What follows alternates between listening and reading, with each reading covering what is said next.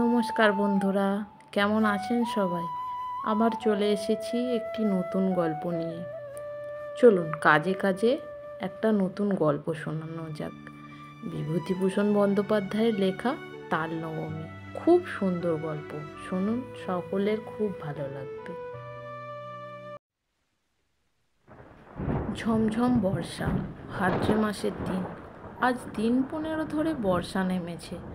তার আর বিরামও নেই, বিশ্রামও নেই। ক্ষুদিরাম ভট্টাচার্যের বাড়ি আজ দুদিন হাঁড়ি চড়েনি। ক্ষুদিরাম সামান্য আয়ের গৃহস্থ। জমি জমার সামান্য কিছু আয় এবং 2-4 ঘর শিষ্য যজমানের বাড়ি ঘুরে ঘুরে কায়িক ক্লেশে সংসার চলে। এই ভীষণ বর্ষায় গ্রামের কত গৃহস্থের বাড়িতেই পুত্র কন্যা অনাহারে আছে। ক্ষুদিরাম তো সামান্য গৃহস্থ মাত্র। যজমান বাড়ি থেকে যে কটি ধান এসেছিল তা ফুরিয়ে গিয়েছে। ভাদ্রের শেষে আউশ ধান চাষিদের ঘরে উঠলে তবে আবার কিছু ধান ঘরে আসবে। ছেলেপুলেরা দুবেলা পেট পুড়ে খেতে পাবে। নেপাল ও গোপাল ক্ষুদিরামের 2 ছেলে। নেপালের বয়স বছর 12, গোপালের 10। কদিন থেকে পেট ভরে না খেতে পেয়ে ওরা 2 ভাইয়ে সংসারের ওপর বিরক্ত হয়ে উঠেছে। নেপাল বললে, এই গোপাল, খিদে পেয়েছে না তোর? গোপাল ছিপ চাঁচতে চাঁচতে বললে, দাদা, মাকে গিয়ে বল, আমারও পেট চুঁই করছে। মা বকে, তুমি যাও দাদা। বকুক গে, আমার নাম করে মাকে বলতে পারবি নে? এমন সময় পাড়ার শিবু বাড়ুজ্যের ছেলে চুনিকে আসতে দেখে নেপাল ডাকলে, ও চুনি, শুনে যা। চুনি বয়সে গোপালের চেয়ে বড়, অবস্থাপন্ন গৃহস্থের ছেলে, বেশ চেহারা। নেপালের ডাকে সে ওদের উঠোনের বেড়ার কাছে দাঁড়িয়ে বললে, কি, আয় না ভেতরে। না, যাব না, বেলা যাচ্ছে, জটি পিসিমার বাড়ি যাচ্ছি। মা সেখানে রয়েছে কি না ডাকতে যাচ্ছি। কেন, তোর মা এখন সেখানে যে? ওদের ডাল ভাঙতে গিয়েছে। তাল নবমীর বেতো আসছে এই মঙ্গলবার, ওদের বাড়ির লোকজন খাবে। সত্যি? তা জানিস নে বুঝি? আমাদের বাড়ির সবাইকে নেমন্তন্ন করবে, গাঁয়েও বলবে, আমাদেরও করবে। সবাইকে যখন নেমন্তন্ন করবে, তোদের কি বাদ দেবে? চুনি চলে গেলে নেপাল ছোট ভাইকে বললে, আজ কি বার রে? তা তুই কি জানিস? আজ শুক্রবার বোধ হয়, মঙ্গলবারে নেমন্তন্ন। গোপাল বললে, কি মজা না দাদা? চুপ করে থাক, তোর বুদ্ধি শুদ্ধি নেই। তাল নবমীর বেতোয় তালের বড়া করে, তুই জানিস? গোপাল সেটা জানতো না, কিন্তু দাদার মুখে শুনে খুব খুশি হয়ে উঠল। সত্যি তা যদি হয়, তবে সে সুখাদ্য খাবার সম্ভাবনা বহু দূরবর্তী নয়, ঘনিয়ে এসেছে কাছে। আজ কি বার সে জানে না, সামনের মঙ্গলবারে। নিশ্চয়ই তার আর বেশি দেরি নেই। দাদার সঙ্গে বাড়ি যাওয়ার পথে পরে জটি পিসিমার বাড়ি। নেপাল বললে, তুই দাঁড়া, ওদের বাড়ি ঢুকে দেখে আসি। ওদের বাড়ি তালের দরকার হবে, যদি তাল কেনে। এই গ্রামের মধ্যে তালের গাছ নেই, মাঠে প্রকাণ্ড তাল দিঘি। নেপাল সেখান থেকে তাল কুড়িয়ে এনে গায়ে বিক্রি করে। জটি পিসিমা সামনেই দাঁড়িয়ে। তিনি গ্রামের নটবর মুকুজ্জের স্ত্রী, ভালো নাম হরিমতি। গ্রাম শুদ্ধ ছেলে মেয়ে তাকে ডাকে জটি পিসিমা। পিসিমা বললেন, কি রে, তাল নেবে পিসিমা? হ্যাঁ, নেব বই কি, আমাদের তো দরকার হবে মঙ্গলবার। ঠিক এই সময় দাদার পিছু পিছু গোপালও এসে দাঁড়িয়েছে। জটি পিসিমা বললে, পেছনে কে রে, গোপাল? তা সন্ধেবেলা 2 ভাইয়ে গিয়েছিলে কোথায়? নেপাল সলজ্জ মুখে বললে, মাছ ধরতে। পেলি? ওই 2টো পুঁটি আর একটা ছোট বেলে। তাহলে যাই পিসিমা। আচ্ছা, এসো গে বাবা, সন্ধে হয়ে গেল। অন্ধকারে চলাফেরা করা ভালো নয় বর্ষাকালে। জটি পিসিমা তাল সম্বন্ধে আর কোনো আগ্রহ দেখালেন না, বা তাল নবমীর ব্রত উপলক্ষে তাদের নেমন্তন্নও করার উল্লেখ করলেন না।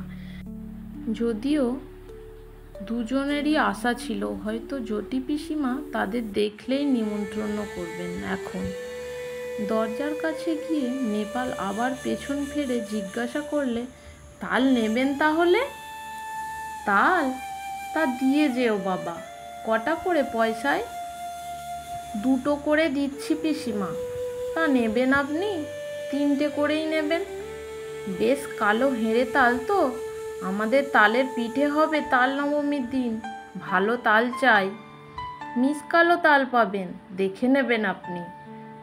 গোপাল বাইরে এসেই দাদাকে বললে, কবে তাল দিবি দাদা? কাল। তুই ওদের কাছে পয়সা নিস নে দাদা। নেপাল আশ্চর্য হয়ে বললে, কেন রে? তাহলে আমাদের নেমন্তন্ন করবে, দেখিস এখন। দূর, তা হয় না। আমি কষ্ট করে তাল কুড়োবো আর পয়সা নেব না? রাত্রে বৃষ্টি নামে, হু হু বাদলার হাওয়া সেই সঙ্গে। পূব দিকে জানলার কপাট দড়ি বাঁধা, হাওয়ায় দড়ি ছিঁড়ে সারা রাত খটখট শব্দ করে।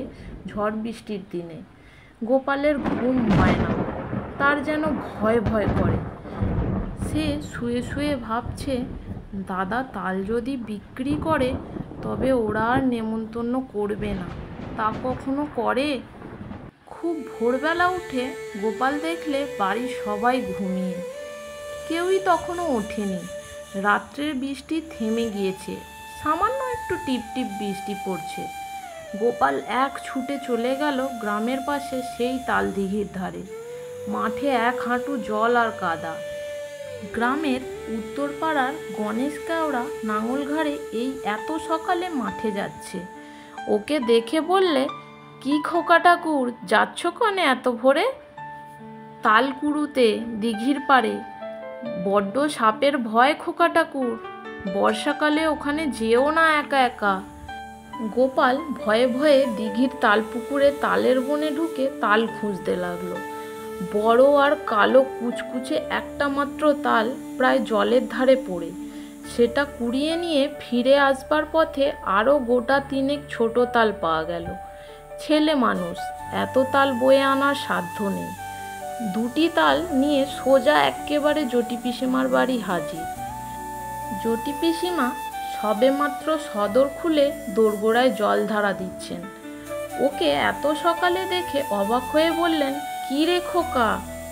গোপাল একগাল হেসে বললে, তোমার জন্য তাল এনেছি পিসিমা। জটি পিসিমা আর কিছু না বলে তাল 2টো হাতে করে নিয়ে বাড়ির ভেতরে চলে গেলেন। গোপাল একবার ভাবলেন তাল নবমী কবে জিজ্ঞাসা করে, কিন্তু সাহসে কুলোয় না তার। সারাদিন গোপালের মন খেলাধুলোর ফাঁকে কেবলই অন্যমনস্ক হয়ে পড়ে। ঘন বর্ষার দুপুরে মুখ উঁচু করে দেখে নারকোল গাছের মাথা থেকে পাতা বেয়ে জল ঝরে পড়ছে। বাঁশঝাড় নুয়ে পড়ছে বাদলার হাওয়ায়। বকুলতলার ডোবায় কটকটে ব্যাঙের দল থেকে থেকে ডাকছে। গোপাল জিজ্ঞাসা করলে, ব্যাঙগুলো আজকাল তেমন ডাকে না কেন মা? গোপালের মা বললেন, নতুন জলে ডাকে, এখন পুরনো জল এত আমোদ নেই ওদের। আজ কি বার মা? সোমবার। কেন রে, বারের খোঁজে তোর কি দরকার? মঙ্গলবারে তাল নবমী না মা? তা হয়তো হবে, কি জানি বাবু, নিজের হাঁড়িতে চাল জোটে না, তাল নবমীর খোঁজে কি দরকার আমার। সারাদিন কেটে গেল। নেপাল বিকেলের দিকে জিজ্ঞাসা করলে, জটি পিসিমার বাড়িতে তাল দিছিলি আজ সকালে? কোথায় পেলি তুই? আমি তাল দিতে গেলে পিসি বললেন গোপাল তাল দিয়ে গেছে, পয়সা নেয়নি। কেন দিতে গেলি তুই? একটা পয়সা হলে দুজনে মুড়ি কিনে খেতাম। ওরা নেমন্তন্ন করবে, দেখিস দাদা, কাল তো তাল নবমী। সে এমনিই নেমন্তন্ন করবে, পয়সা নিলেও করবে। তুই একটা বোকা। আচ্ছা দাদা, কাল তো মঙ্গলবার না? রাত্রে উত্তেজনায় গোপালের ঘুম হয় না। বাড়ির পাশের বড় বকুল গাছটায় জোনাকির ঝাঁক জ্বলছে। জানলা দিয়ে সেদিকে চেয়ে চেয়ে সে ভাবে, কাল সকালটা হলে হয়, কতক্ষণে যে রাত পোহাবে। জটি পিসিমা আদর করে ওকে বললেন খাওয়ানোর সময়, খোকা কাঁকুড়ের ডালনা আর নিবি? মুগের ডাল বেশি করে মেখে নে।